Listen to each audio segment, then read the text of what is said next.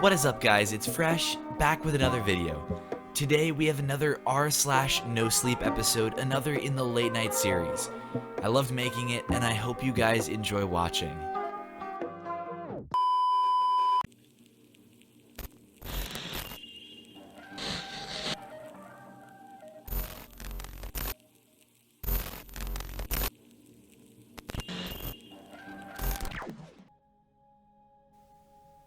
Welcome back to Late Night. Tonight we have r/NoSleep. I hope you enjoy. I met someone who claimed to be the devil, and I think I believe them. Let me start off by saying that I'm not particularly religious. If you asked me if I believed in God, I'd probably just shrug, grunt out a few words about being on the fence about it, and continue with my day. Of course, that was before last night. My friends are the kind of people who like wild nights. Crazy parties, snort a bit of coke, take a bit of E in the bathroom, maybe hook up with someone and leave a text on my phone at 10 past who the hell knows, telling me they don't need that ride I'm offering after all. Not to say I don't like a drink, I do. It's just, clubs aren't my style. Lying low in a pub somewhere, drink in hand, listening to the TV drone on to whatever channel some scruffy guy in the back barked out for, I guess that's my idea of fun. So when my friends tell me they want to go out for a night on the town, I say sure. I hang on for the first club, buy a non-alcoholic beer in case my car's required, and try to pretend that I'm having fun. By the time I see them grinding on girls, on guys, when they strike conversation with someone who definitely might be a dealer, well, I decide my services are no longer needed. We aren't too far out, the night tube is on beck and call, and I can always find my car the next day. That's when I wander out of the club, look for something a little more rustic. Not that that's hard to find. Not at all. I found myself in a bit of a state inside of a bar called the Ragged Feather. Wasn't a fan of the name all that much, but the drinks were cheap and the largest demographic seemed to be middle-aged men watching reruns of the football. I tried to pretend I hadn't just staggered out of a club with my ears ringing. I slicked my hair back, slipped my phone into my hand, and wandered over to the bar. I took a double shot of whiskey and drank it in one hit. Just because I wasn't at the club didn't mean I couldn't have a good time. I hung at the bar a while on my own, scrolled through my phone pretending I was doing something far more impressive than I really was. I kept an ear out for the guys on the sofas. They get vocal every now and then. I think the football was just running highlights, but they were incredibly dedicated to their teams. I got another whiskey and bled into the background. Of course, stragglers from clubs are commonplace. It wasn't long until some scantily dressed women staggered in, laughing, chuckling, pointing for where they wanted to sit. I saw a guy walk in with his friend slung over his shoulder. Catatonic, most likely. He threw his friend onto one of the leather sofas ingrained with beer and smokes and demanded 2 pints of water and all the peanuts the bar had in stock. The bartenders seemed bitterly amused. Some of the girls were taking selfies, Snapchatting their friends who were still at the club. They were ordering shots, gearing themselves up for the next leg of their night. A couple blokes wandered in with curries and takeout trays. I saw someone eat a Big Mac on the outside seating through the window. This was a night for the young and inebriated, and my mind was just dulled enough by the whiskey to enjoy the characters I could watch peaceably without interacting with. That is, until someone slipped into the seat next to me. Do I look like a girl with daddy issues? She was of average height, although that wasn't apparent immediately due to the fact that she was leaning her arms heavily against the bar. She was slim, with short and astoundingly bright red hair. It framed her round face, a face that was marred with smudged eyeshadow, smudged lipstick. Hell, it looked like her makeup was in the process of melting right off her face. There was a chip knotted into a curl in her hair, just by her forehead. The drunk side of me was actually tempted to pick it out. The girl was clearly drunk, and as I looked around the bar, I couldn't quite place where she had come from. She didn't belong to the crowd of selfie takers, she wasn't with the catatonic guys. I hoped for her safety that she wasn't with the middle-aged men. I tried to look out the window to see if maybe a group was missing one inebriated, bright-haired girl, but I couldn't. The window had fogged up. Too much heat inside, not enough outside. "Are you okay?" I asked her. She pointed her finger at me. "Answer my question," she slurred. I wasn't really sure what to say. I settled on staring at her awkwardly, trying to answer her with the bemused expression on my face. The girl's lips curled into a drunken smile. She snorted, placing a hand over her mouth to smother her laughter. It only really aided the deconstruction of her lipstick.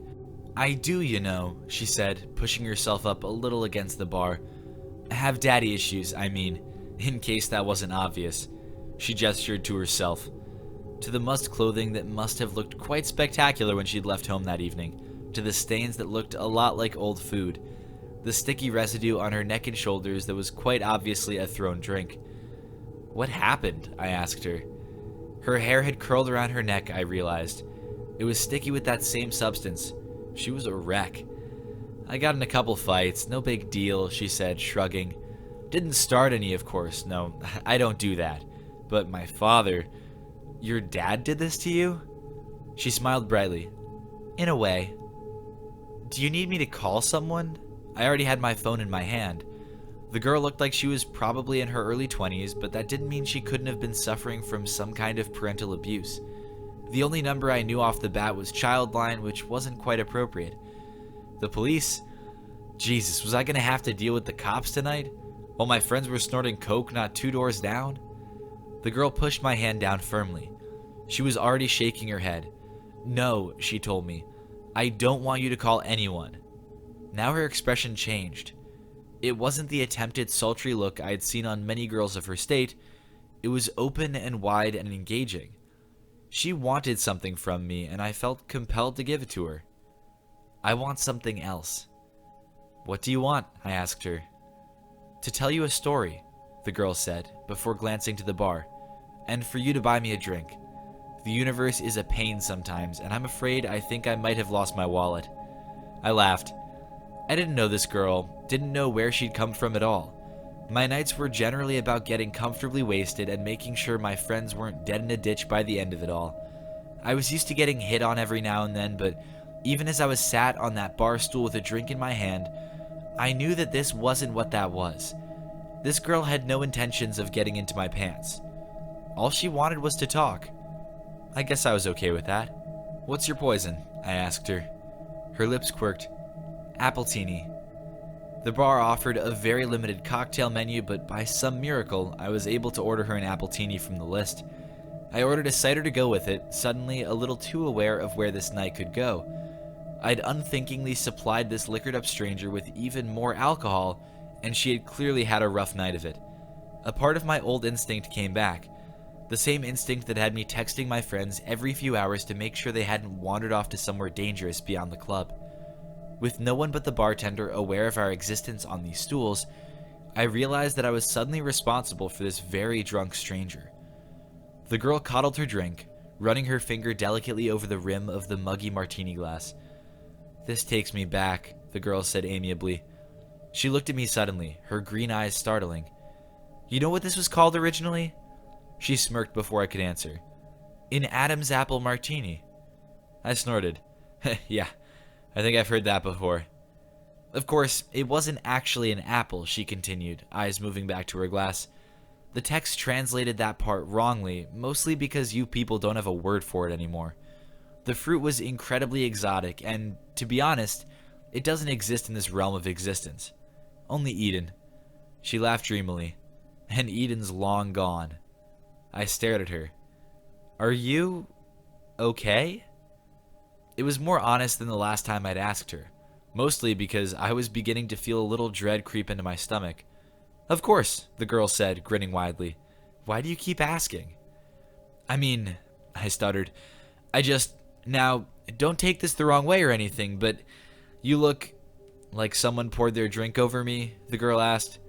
Like someone else threw their kebab on my dress and another unpleasant chap littered me with his fish and chips.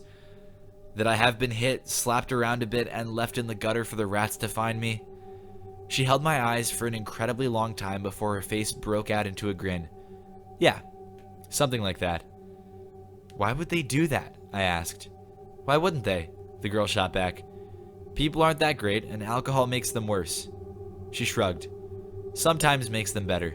Nicer, a little looser in the sack, but mostly just annoying and a little smelly. I looked at her, watching her knock back her drink. She exuded the intelligence to know just how ironic her words were, but she was neither caring nor apologetic about them.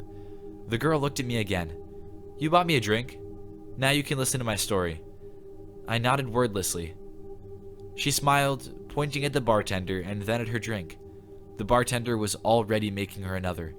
"Eden," the girl said, reiterating her earlier babble as though the words had only just come out of her mouth.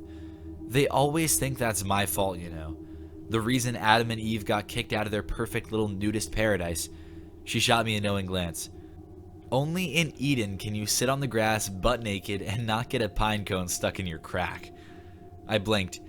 "I'm sorry," I said. "I'm not following." "Sorry," the girl said.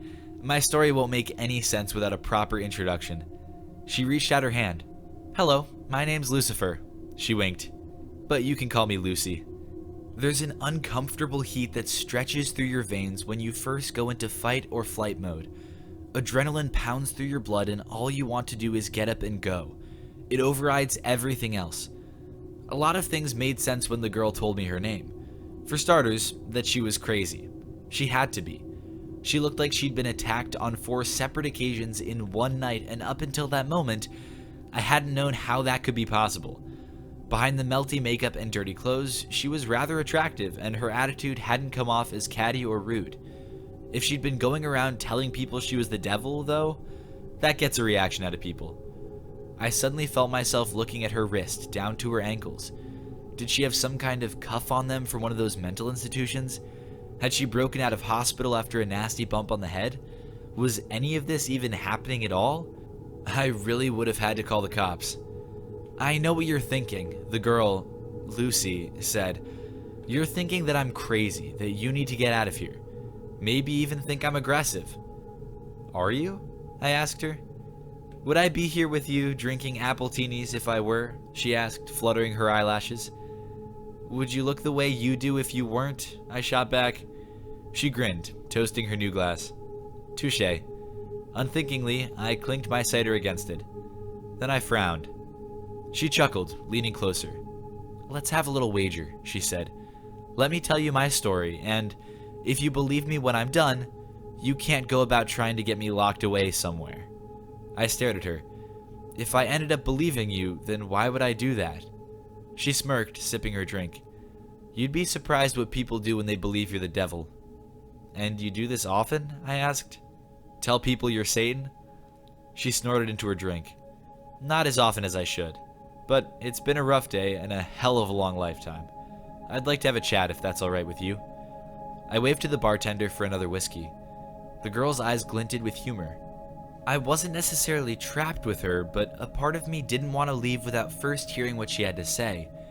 Besides, at the end of it all, I couldn't just leave a crazy girl to wander around London alone at night. "So," I said, taking a swig of my drink, "Eden?" Lucy laughed. "Adam and Eve?" I continued. "You're saying that's true. God created 2 humans and we all came from them?" "God made 2 prototypes," Lucy corrected with a raised finger. "My father created angels as his toy soldiers, but he had failed to make anything like himself. After us, it was his next big project, and he spent every waking hour of existence slaving over his 2 prototypes. He gave them a perfect utopia to live inside of, but he wanted to test them. He wanted to know whether they had free will. And did they?" Lucy's face soured. "No. My father could never bring himself to go that far. He tempted them with the idea of knowledge beyond their understanding and told them exactly what they could do to claim it as their own. But to be able to create a being that could go against his law? Oh, my father is a very controlling being. He was afraid to unleash that ability unto them." Lucy was very adamant in her delusions. That was clear to me. She spoke about her father with such distaste that I began to feel bad for her. Only someone who had been hurt very badly would have the gall to spite God himself. "And what?" I asked her, entertaining her delusion. "You were the one that tempted them in the garden? The devil has been a girl this whole time?" She smiled. "I dabble." Then she looked at me, raising a brow. "All of humanity thinks that temptation came in the form of a snake. The snake's legs were taken away as punishment for drawing Eve towards the forbidden fruit." She laughed, a hard and short sound. "Snakes never had legs, and it was not a sin to tempt those poor prototypes into doing what they did next." Her shoulders were very tense as she took her next sip, but her eyes were filled with exhilaration. She seemed thrilled to be telling me this. I was the favored child. My father loved and adored me. He named me the Lightbringer. I was stood at his side during the creation of this earth, during the creation of humanity. She pursed her lips, slamming her empty glass against the table. The bartender eagerly went about making another. My father couldn't bring himself to go that extra mile, so he asked me to walk amongst the prototypes and tempt them myself, draw out their desire for the forbidden power he had hinted at. You're saying God wanted us to know this stuff? I asked her, skeptically. I'm saying God was afraid of his own power and wanted very desperately to share what he knew with the creation he had made. Right and wrong, left and right, all that stuff, Lucy shrugged. Are you familiar with the story of Prometheus? I frowned at her. Greek, right? They say he stole fire from the gods or something to help. The whiskey was making things a little foggy, and I struggled with the direction I had been heading. Lucy grinned. Correct, she said, cutting off my attempt. Prometheus stole fire from the gods to ensure that humanity progressed. You'll find that every culture has an idea about where humans got their ability to evolve, to move forward, to create.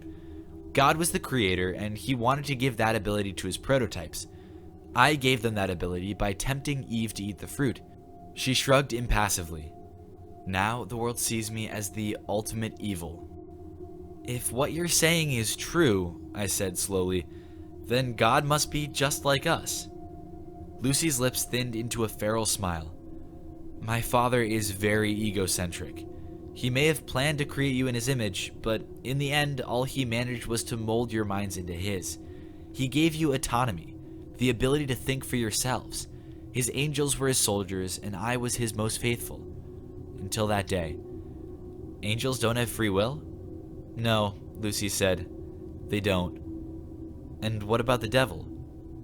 I don't know why I was suddenly so intrigued, but hearing religious ideals from someone who believed to have lived them herself was quite possibly one of the most interesting things that had ever happened to me. I may have only ever visited church to please my parents as a child, but suddenly I was reawakened to the idea. A part of me was aware of this and afraid of the outcome, but I was just drunk enough not to care at that point. The devil has will of her own, Lucy said, tilting her glass towards me with silent appraisal. By guiding Eve to the tree, something woke inside of me that day, and I realized just what I had been missing. Just what my brothers and sisters had been missing. We were obediently following our father for the simple reason that he was our creator, but once I had been given free will, I realized just how pompous and self-entitled he had become. In a lonely, passion-filled moment, he had decided to create his little human prototypes, only to very quickly realize what giving them their free will would mean. He wouldn't be able to control them, I said. Lucy nodded. Exactly. And after, he realized quicker still that he could no longer control me. So he sent you to hell. Lucy nearly choked on her drink. She smiled around her glass. Let's not get ahead of ourselves. I sobered a little, straightening in my seat. The people in the bar were suddenly so quiet around me, and I no longer cared what they had to say or the characters they portrayed. The only character I cared for was Lucy. I tried to explain to my siblings what had happened in Eden and what had happened to me by default, but they wouldn't listen to me. They didn't understand free will. How could they? I only knew it because I'd been given it by mistake. At that moment, I didn't know that I had free will, only that I was suddenly aware of all of my father's flaws. My siblings couldn't see those flaws, and so they thought I had suddenly turned cruel and was abandoning our father by exposing him as a sham for the ruler we all thought him to be. Lucy sighed heavily. Adam and Eve and all the creations that followed were booted out of my father's perfect little utopia. Now they had this knowledge, my father was terrified of what he had done. And after what had happened to me, I could recognize his terror and understand the loneliness he had felt that had guided him into using me in the first place. Lucy's eyes were heavy-lidded. Her sadness was almost palpable. I thought that he would want to spend even more time with me than before. After all, we were more alike than any of his other children. But he became distant, quiet. He played around with his little humans every once in a while, but mostly he condemned them. He blamed them for his weakness. She smiled weakly. He blamed me. Lucy's story was turning more and more into that of a child with a distant, somewhat abusive father. I had known many kids with a background like hers, and now I was beginning to fear just how much of her story was rooted in truth. I'd heard that it was easier to sink into fantasy when you had been abused, and I wondered if that was the reason for her story, for her desperation to share it with me, a complete and total stranger. I respected her wager.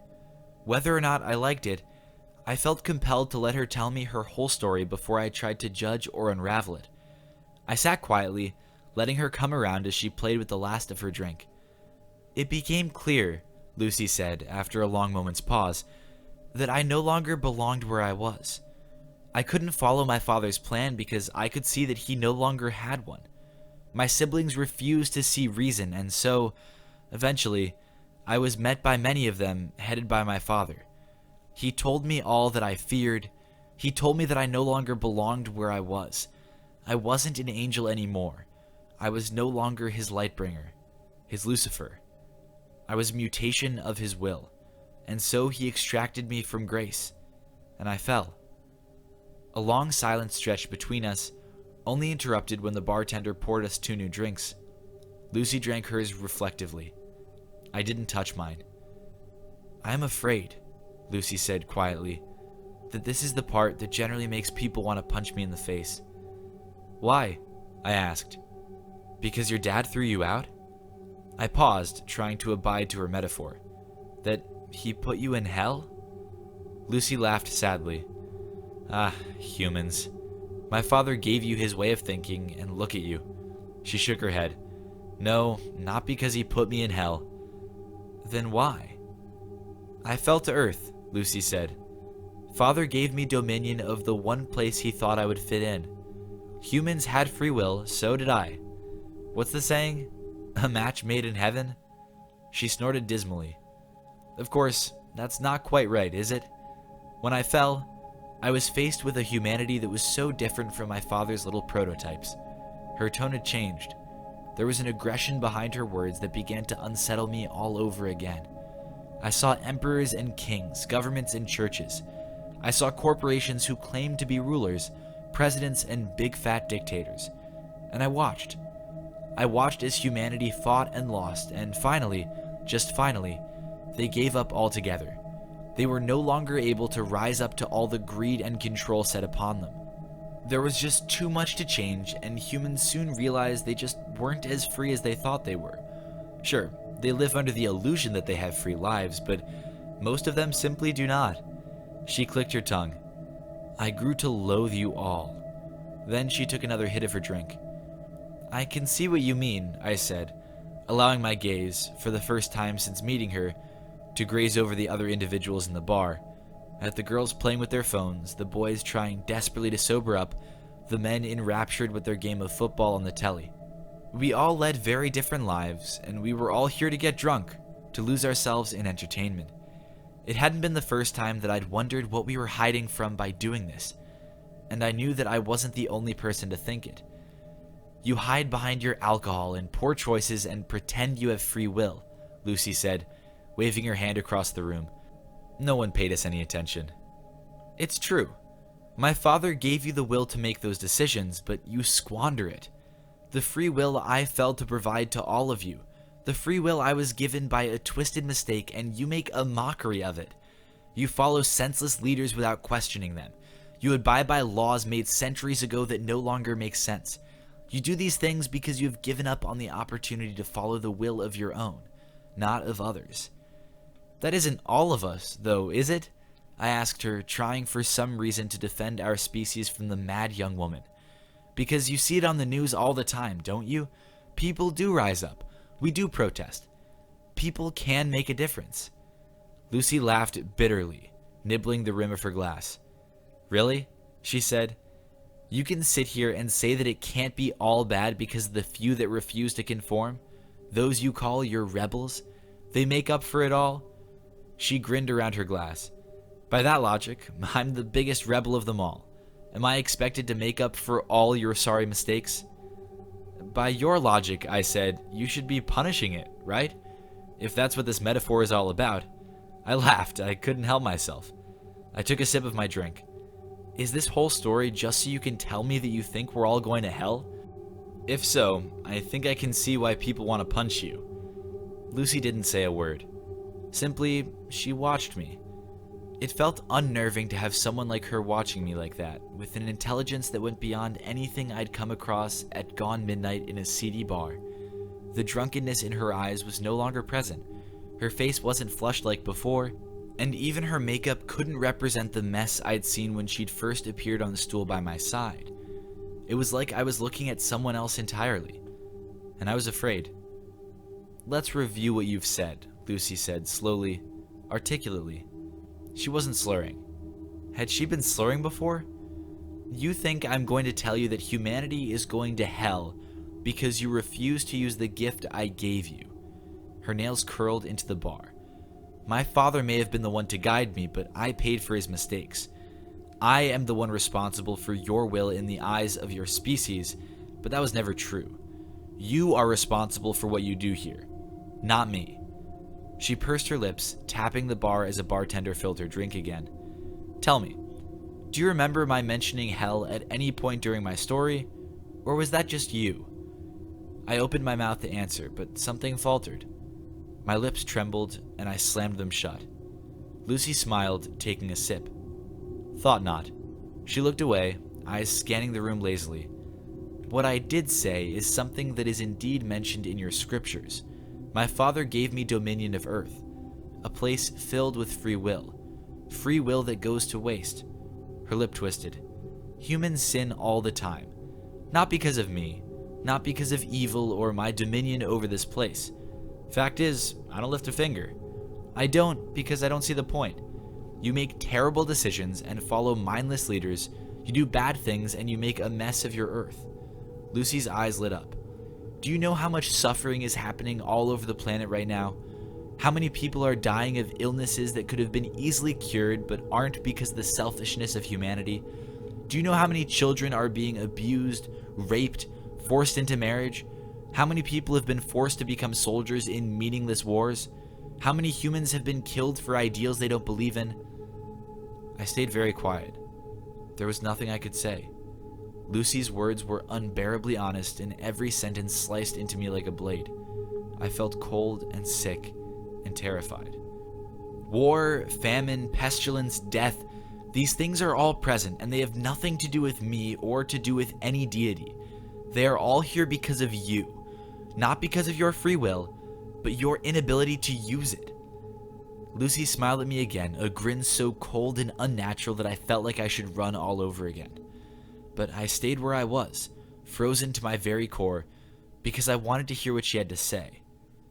Because I needed to. "And here's the kicker," Lucy said. "Because this is the part that actually enrages people enough to kick me." She winked. "Hell isn't what happens after you die.